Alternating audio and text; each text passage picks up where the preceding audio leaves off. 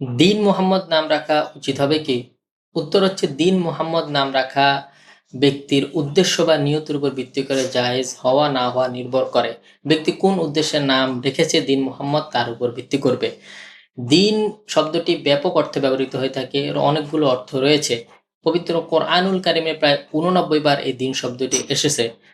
সুতরাং দীন মুহাম্মদ দ্বারা যদি এটি উদ্দেশ্য হয় যে মুহাম্মদ সাল্লাল্লাহু আলাইহি সাল্লামের দিন তথা ইসলাম ধর্মের অনুসারী, এই অর্থে যদি ব্যক্তি দীন মুহাম্মদ নাম রেখে থাকে তাহলে সেটা জায়েজ হবে।